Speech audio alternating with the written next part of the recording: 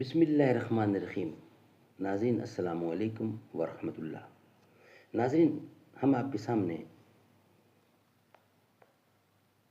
غزوہ احد کے شہداء، شہید ملت حضرت مصعب بن عمیر رضی اللہ عنہ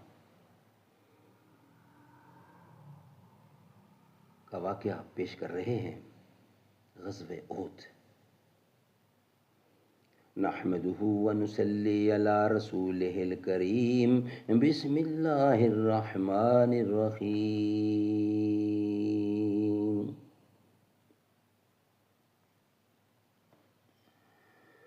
گیسوئے تابدار کو اور بھی تابدار کر، ہوش و خرد شکار کر، قلب و نظر شکار کر۔ ترکوں کا جس نے دامن ہیروں سے بھر دیا تھا، میرا وطن وہی ہے، میرا وطن وہی ہے۔ درد مندوں سے کیا پوچھوں کہ میری ابتدا کیا ہے، کہ میں اس فکر میں رہتا ہوں میری انتہا کیا ہے۔ ناظرین، حضرت مصعب بن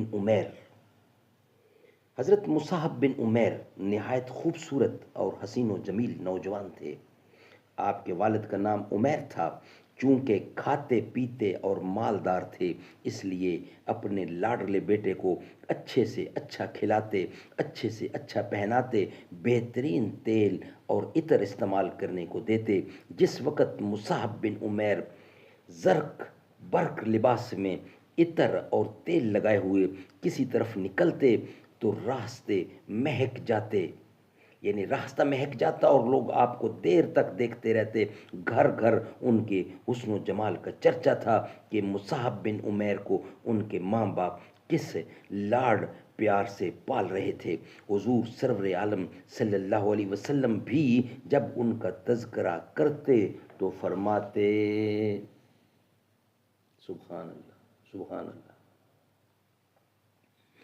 مکے میں مصعب سے زیادہ کوئی حسین نہیں، مکے میں مصعب سے زیادہ کوئی حسین نہیں، مصعب سے زیادہ کوئی کھاتا پیتا اور اچھا کپڑا پہننے والا نہیں، اور ان سے زیادہ لاڈ پیار سے کوئی نہیں پالا گیا۔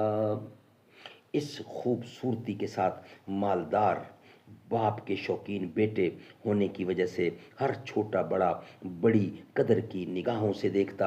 مسلمان ہوئے تو اسلام میں بھی اللہ تعالیٰ نے ان کا مرتبہ بہت بلند کیا، لیکن اسلام میں ان کے حسن و جمال، زیب و زینت اور مال کی وجہ سے بڑائی حاصل نہیں ہوئی، بلکہ ان اکرمکم عند اللہ اتقاکم کی بنیاد پر اسلام قبول کرنے کے بعد جو تکلیفیں اور مصیبتیں آپ پر پڑیں، ان کی وجہ سے سارا حسن ختم ہو گیا اور آپ ماں باپ کے اس لاڈ پیار سے بھی محروم ہو گئے جو اس سے پہلے حاصل تھا۔ اسلام میں آپ کا مرتبہ آپ کی ان خوبیوں کی بنا پر اونچا ہوا جو اللہ اور اللہ کا رسول چاہتا ہے۔ مصعب بن عمیر نے اللہ اور رسول کی مرضی حاصل کرنے کی دھن میں نہ تو اچھے کھانے کی پرواہ کی، نہ اچھا پہننے کی، اور نہ عطر و تیل کی، جن کی بدولت ان کے حسن میں 4 چاند لگ جاتے تھے۔ اللہ کے نزدیک بزرگ وہ ہے جو تقوی اور پرہیزگاری میں سب سے زیادہ، سبحان اللہ سبحان اللہ، جن کی بدولت ان کے حسن میں 4 چاند لگ جاتے تھے۔ دعوت و تبلیغ کا کام کرنے والوں کے لیے ان کی زندگی میں بڑے سبق ہیں۔ حضرت مصعب بن عمیر رضی اللہ اس آزمائش کے دور میں مسلمان ہوئے جب اسلام کا نام لینے والے کی زندگی دوہ بھر کر دی جاتی تھی، انہیں گھر سے بے گھر کر دیا جاتا تھا، ان سے کلام و سلام بند کر دیا جاتا تھا، ان کا سماجی بائیکاٹ کر دیا جاتا تھا، ان پر بے پناہ مظالم توڑے جاتے تھے۔ اس ناز کے پالے نے اس سخت وقت میں اسلام قبول کیا جب ایک مومن کو اسلام قبول کرنے کے جرم میں بھوک اور پیاس کی صعوبتوں میں مبتلا کر دیا جاتا، قید کر کے اندھیری کوٹھڑی میں ٹھونس دیا جاتا تھا۔ کچھ ایسے بھی ظالم تھے جن کے دل کی بھڑاس اس اتنے پر بھی نہ نکلتی تو وہ غضبناک ہو کر جان سے بھی مار دیتے، اور کچھ ایسے بھی تھے جو طرح طرح کے ظلم ایجاد کر کے مظلوم کے تڑپنے کا مزہ لیتے۔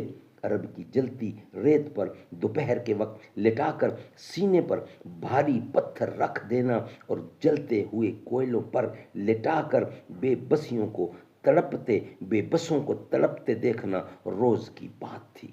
حضرت مصعب بن عمیر ایسے ہی کڑے وقت میں ایمان لائے۔ ایک کافر نے ایک دن نماز پڑھتے دیکھ لیا تو ماں باپ کو خبر کر دی۔ سبحان اللہ، سبحان اللہ۔ انہوں نے یک لخت نظر پھیر لی، ماں کا سارا لاڈ پیار ختم ہو گیا، باپ کی ساری محبت و شفقت غم و غصے سے بدل گئی۔ روک ٹوک ہوئی، مگر جب مصعب اسلام پر اٹل رہے تو ہاتھ پیر باندھ کر ایک کوٹھڑی میں ڈال دیا، ایک عرصے تک قید رکھا، لیکن اس بندہ مومن کے ماتھے پر بل نہ آیا۔ سب کچھ لٹا کر بھی دل و دماغ بالکل مطمئن رہا۔ پھر مسلمانوں کو ہجرت کا حکم ملا تو یہ لاڈ پیار کا پالا نوجوان، نرم و نازک لباس پہننے والا انسان اور مست کر دینے والی خوشبوئیں استعمال کرنے والا شوقین بھی اللہ کے بندوں کے ساتھ حبش کی طرف چل کھڑا ہوا۔ حبش سے واپسی پر دیکھنے والوں نے دیکھا کہ مصیبتوں اور آزمائشوں کی وجہ سے وہ رنگ و روپ باقی نہ رہا تھا، جس کا مزاج اطلس و کم خواب کے ذرہ ماہیاری نہ ہونے سے برہم ہو جاتا تھا، آج موٹا اور پرانا کمبل اوڑے ہوئے تھا۔ اس عبرت انگیز مرقع کو جس نے دیکھا دنگ رہ گیا۔ خود ماں کو بیٹے کی پریشان حالی پر رحم آ گیا اور وہ ظلم سے باز آ گئی۔ اسی زمانے میں ایک بار حضور کی خدمت میں اس شان سے حاضر ہوئے کہ بدن پر 70 پوشی کے لیے صرف کھال کا ایک ٹکڑا تھا جس میں جا بجا پیوند لگے ہوئے تھے۔ صحابہ کرام نے دیکھا تو سب نے عبرت سے گردنیں جھکا لیں۔ سبحان اللہ، سبحان اللہ۔ حضور سرور عالم صلی اللہ علیہ وسلم نے فرمایا، الحمدللہ اب دنیا اور دنیا والوں کی حالت بدل جانا چاہیے۔ یہ وہ نوجوان ہے جس سے زیادہ مکہ میں کوئی ناز کا پالا نہیں، لیکن نیکی کی رغبت اور خدا اور رسول کی محبت نے اس کو تمام چیزوں سے بے نیاز کر دیا۔ اس درمیان میں مدینہ منورہ کے بہت سے لوگوں نے اسلام قبول کر لیا تھا۔ انہوں نے رسول خدا سے تمام تعلیمات کو سیکھنے کے لیے ایک مبلغ کی درخواست کی۔ اللہ کے رسول نے اس کام کے لیے حضرت مصعب بن عمیر کو چنا، کچھ نصیحتیں فرمائیں اور مدینے کی طرف روانہ کر دیا۔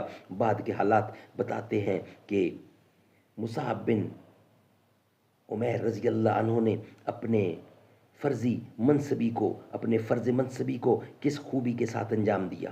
مدینہ پہنچ کر دعوت و تبلیغ کا کام ان تمام حکمتوں کے ساتھ شروع کر دیا جو ایک دعوت پیش کرنے والے ہیں دعوت پیش کرنے والے میں ہونا چاہیے۔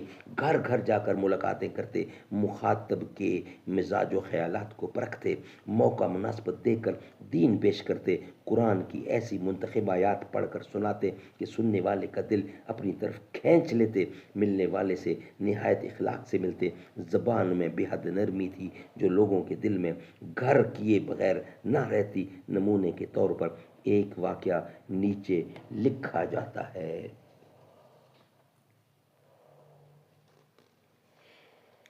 سبحان اللہ۔ ایک